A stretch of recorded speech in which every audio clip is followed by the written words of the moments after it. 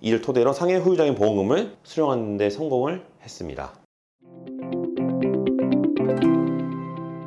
보험금 청구의 기술 보청기 구독자 여러분 반갑습니다. 오늘 이 시간에는 스테로이드로 무혈성 괴사가 발생했을 때 손해사정 실제 사례에 대해서 말씀드리도록 하겠습니다. 자, 장기간 스테로이드 복용을 하게 되면 경우에 따라서는 무혈성 괴사도 인공관절을 하게 되는 사례가 많은데요. 보통 이런 경우는 약을 먹고 발생했기 때문에 질병으로 처리될 가능성이 당연히 높겠죠. 하지만 특정 약물이라든지 어떤 특정 복용량을 충족했을 때에는 질병이 아닌 상해로도 후유장애 보험금 청구가 가능합니다. 따라서 이러한 사례를 개인보험 처리한 사례를 말씀을 드릴게요. 사고경이라고 하기는 뭐하지만 발병경이라고 하죠. 자, 의뢰인께서는 이제 피부 가려움증으로 스테로이드 장기 복용하고 계셨어요. 여긴 적혀 있지 않지만 대략 8년 정도를 복용하셨고요.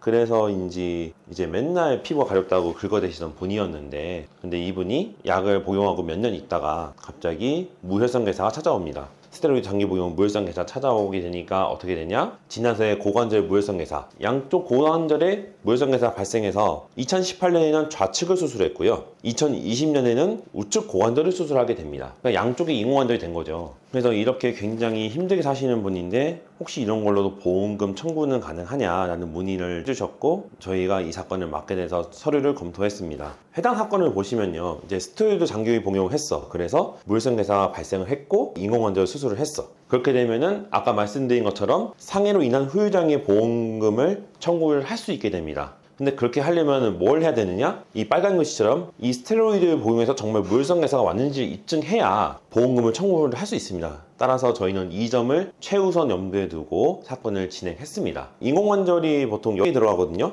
2018년 이후 약관에는 20% 지급률이 나오지만 웬만한 보험에서는 한쪽 고관절 인공관절 치환술을 시행하면 지급률 30%가 나오게 됩니다. 그래서 양쪽 하셨으니까 이분은 60%의 지급률이 나오는 거죠. 당연히 보험사에서는 워낙 고액이다 보니까 60%면 3억이었거든요. 그 당시 보험금이. 그래서 당연히 의료전문을 시행하자라고 했고, 그리고 저는 주치의한테서 소견서를 받았습니다. 이게 진짜 스테로이드 때문에 무혈성 괴사가 온 게 맞는지. 그래서 두 가지를 합쳐서 봤더니 스테로이드와 인공관절이 인과관계가 있다는 것을 입증을 했습니다. 따라서 결론적으로 상해로 인한 후유장애가 발생했음을 인정받고 이를 토대로 상해 후유장애 보험금을 수령하는 데 성공을 했습니다. 자, 오늘 준비한 주제는 여기까지입니다. 사실 이 사건은 뭐 넘어지거나 누군가의 폭행이 있었거나 떨어지거나 해서 다친 게 아니라 약물을 복용함으로써 발생하는 어떤 현상에 대해서 예외적으로 상해 후유장애 보험금이 인정된 몇 안 되는 사례인데요. 사실 이런 거는 다치는 게 아니기 때문에 내가 이런 보험을 받을 수 있다, 이런 게 있다라는 걸 알기가 쉽지는 않습니다. 하지만 이 방송을 보시고 나도 저런 경우가 있는 것 같다, 저게 내 주변에 누군가가 비슷한 것 같다 라고 생각하시는 분들이 있다면 주저하지 마시고 근처에 있는 전문가나 저희 보험손해사정에 의뢰하셔서 혹시 받을 수 있는 보험금이 있는지 억울해서 놓치는 경우는 없도록 하셔야겠습니다. 우리 보험금 청구기술 보청기는요, 매일 아침 8시 출근길에 업로드가 되니까요, 내용 보고 유익하시다 판단되시면 구독과 좋아요 부탁드립니다. 다음번엔 좀 더 유익한 보험 이야기로 찾아뵙겠습니다.